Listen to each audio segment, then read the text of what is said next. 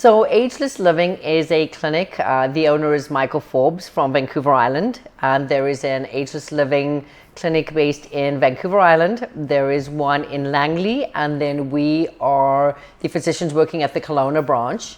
And why we love this brand so much is because it is essentially epitomizing this living young, dying old. So it has multiple tiers. We work on the medical side, so we do medical hormone optimization, weight management, disease prevention. We have a program now that will do certain genetic testing to see what things you may be predisposed to that you can start working on and eliminating.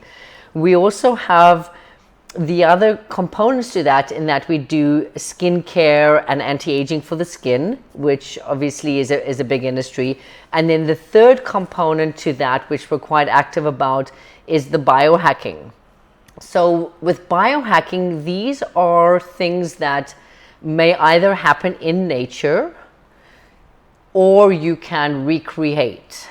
Which allow for longevity. So if we look at these, like European people, if we look at very successful, very super healthy, super athletes, they're doing a lot of what we call biohacking.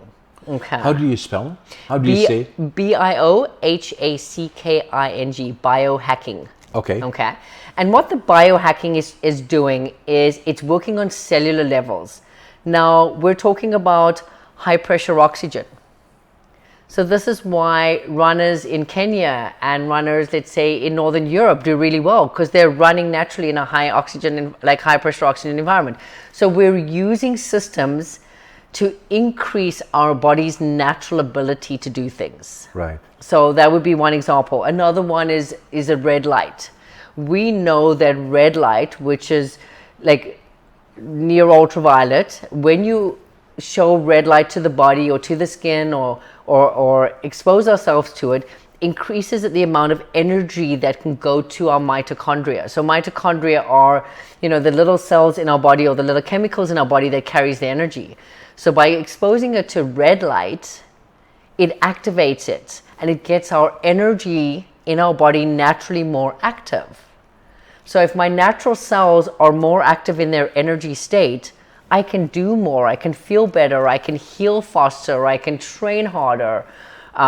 Infrared sauna, which we know, this is where, if you look at the Scandinavian countries, right, they've got all the hot pools and those natural volcanic pools and things like that, and the ice cold waters, and they cold plunge and they hot pool. Those are elements of biohacking, where we're waking ourselves up, keeping them energized, and talking to them on a level where your body goes, oh, this feels great. I can work harder because you're putting in things. So in some elements, in some places in the world, like I said, these are things you can find in nature.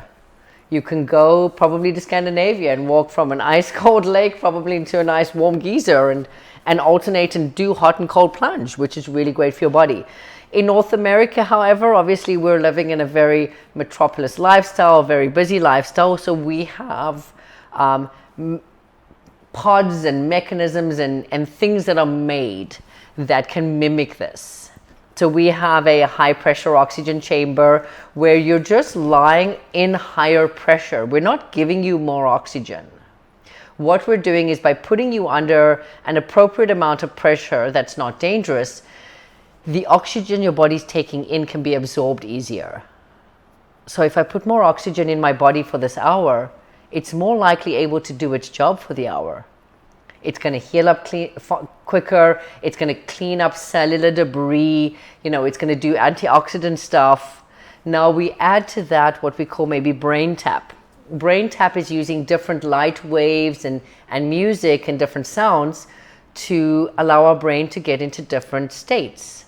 So again, we could do this in nature. Go take a walk and listen to the birds. That would be regenerative or calming.